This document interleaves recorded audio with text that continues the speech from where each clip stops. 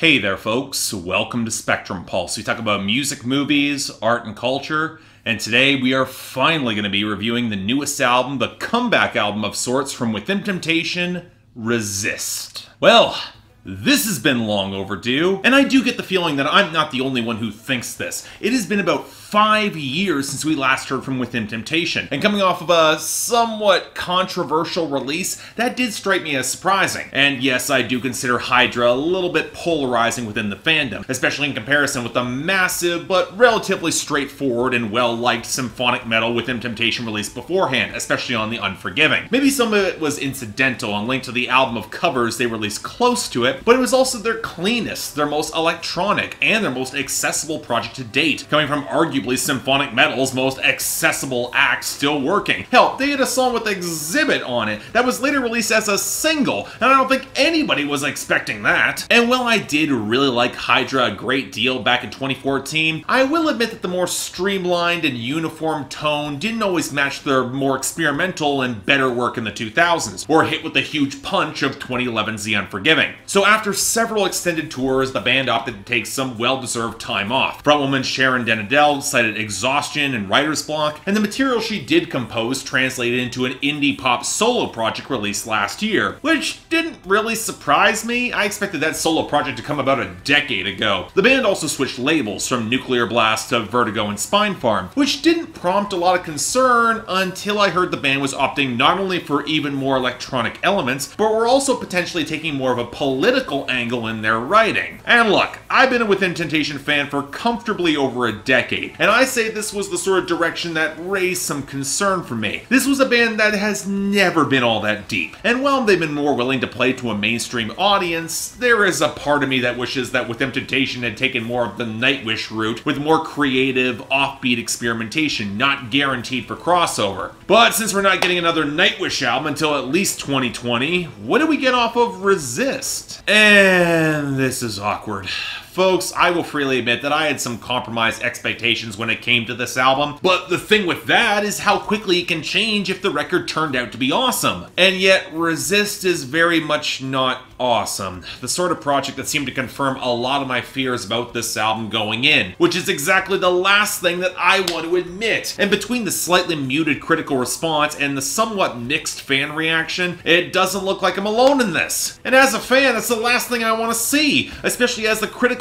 alchemy was here in order to make this work. Within Temptation still have the same lineup, the same producer they've had for over a decade. This was their longest break between albums. They had time to refine this. They clearly had faith that this could connect, that this could work, and thus it's just a little bit heartbreaking to say that it just doesn't. Especially when you can hear the component parts of the band you still love still here, just not meshing the way they really should. And that's the other thing. If this album was an outright disaster, that'd be easier to dissect and explain. But it does work in enough places and in pieces to show how it could have been a great project, and that somehow makes it all the more disappointing. And again, pinpointing why this is can be kind of frustrating, so let's go back to what made Within Temptation albums and songs great in the first place, beyond just Sharon Denadel's voice. And this is relevant because, hey, Charlotte Wessels has a beautiful voice, and that doesn't make Delane any good, so there is definitely a little bit more going on here. And for me, this is always a conversation in symphonic metal that circles back to melody, as it is the most accessible genre of metal outside of the big four, and Within Temptation don't shy away from more of a pop focus. I'm listening for the hooks, usually with a main instrumental melody carried in the guitar line, with the harmony on the keyboards, or vice versa, and with the bass driving more of a propulsive groove with the percussion as the accents, cause hey, you never coded Within Temptation for the drum work. And while albums like The Unforgiving and Hydra got some complaints for being a little bit one-dimensional in this formula, it was one that managed to work for them. I still like both of those albums. I went back and listened through them. They're still pretty great. So why doesn't it seem to work on Resist? Well, this is where we have to talk about production. Namely that Resist might be the most overcompressed victim realm of the loudness war I have ever heard in symphonic metal, especially in the more grainy upper range. And what's alarming is that it's pretty uniform across all the instruments. So whether it's making Sharon's voice sound even more synthetic, and why in the nine hells would you want that, or added to the drum machines and even trap elements that were managed to slip in, all of which makes the mix seem that much more artificially busy. And then you run into the next problem in that the percussion, synthetic or otherwise, has been cranked up in the mix to sound so much more dense and heavy and crushing. And yet that was done at the expense of the melody carried in the guitars or the keyboards or even the arranged elements. So yeah, there is some thunderous presence to some of these songs in aggregate, but if you're looking for a distinctive tune in the instrumentation or to complement the vocal line, and Sharon and her guest stars could definitely use that, especially given how much she slips into a more operatic classical register, which doesn't exactly sound good with this much compression around her, but you're lucky to even hear that instrumental tune. And this does not even account for the bass guitar, which often supplements the melody on a classical Within Temptation record, but is so buried beneath the drums that the songs manufacture a stiffness that makes them feel really overweight and clunky. I'll say this bluntly, if you subtract Sharon's vocal leads from this mix, many of these songs are so much more overweight bombast, but utterly lacking a distinctive melody or tune, or much even in the way of dynamics. The reason I haven't referenced any individual songs here is that so many of them run together. Now, thankfully, Sharon's voice does come through, and we do get some songs that have a little bit more of a melodic hook behind them, like the synth trying to desperately drive Mad World and Supernova, or how Mercy Mirror tries to anchor more of a guitar line, and I'll even give Endless War and The Reckoning some credit for trying to establish a melodic motif in the keyboards that they will then hammer into the ground. But even by the standards of other overcompressed Within Temptation songs, and let's be real, this has been a problem for a while, there's a lot of them, but there's no melodic equivalent to the Howling or the Heart of Everything or Iron or Faster or Sinead, not helped by the solos just feeling tacked on, and sadly none of the electronics feeling all that innovative or distinctive either. The closest we get to a moment of real dynamics comes on the slow burn of Firelight, but I don't think the backing vocals quite click, and I'm not wild about the hook. I wouldn't like this on another regular Within Temptation album, and it doesn't really work here. Now granted,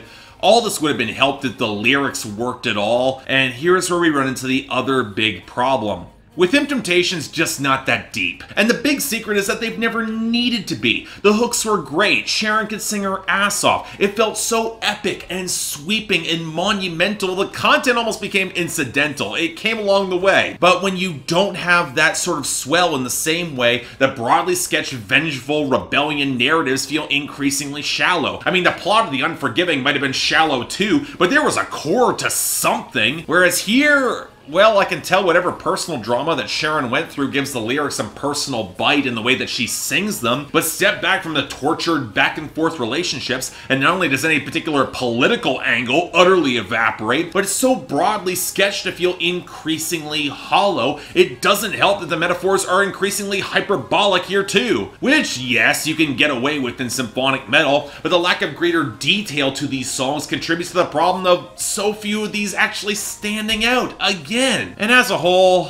folks, I won't mince words, this is the first really big disappointment for me in 2019. And what's so genuinely frustrating is that I'm not even sure how to properly explain it. I mean, I tried, but I'm not sure it's enough. There's a part of me that just wants to say they were chasing trends at a new label and it just didn't work, which can be what happens when you're riding off years of writer's block and an undisclosed personal drama. But if anything, this kind of feels worse. Like the wellspring of better ideas and solid songs just wasn't here, which leaves you with an album where some isolated snippets might manage to connect, but rarely are as good as what the band has done before, and always showing just enough to inform you that they are capable of better. And that raw talent means I can't outright fail this album. There is a part of me that still likes the component parts, but it feels like an album of filler, and I know they can do so much better. So for me, it's a 6 out of 10 and only recommended for the diehard fans. But given that I count myself in that group, I can't promise that group you're gonna get what you want, because it's not among their best by a long shot. Otherwise, yeah, it's been a long 5 years to come back to this. Not that good. Sorry. So yeah, thanks a lot for watching. If you'd like to like and subscribe, I'd be more than grateful. Folks, I wanted to like this. Please don't get your panties in a bunch. This was a real heartbreaking review to put together, because again, I'm a Within Temptation fan. I praise the albums and songs that even some of the fans dislike. And yeah, this didn't work. I'm sorry to say it. But if you want to buy or stream it, find out for yourself. Links down there below. And I got the poll up there, so y'all can tell me how wrong I am. Although, in this case, from what I'm seeing from the fan response, I don't think I am. Beyond that, anything else I might be able to do to improve my presentation, I'm all ears. And hey, if you want to help support the channel, link to my Patreon right over there. I'm still reconfiguring some things there, but hey, any support is very welcome. Till then, I'm Mark, you're watching Spectrum Pulse, and I'll see you next time.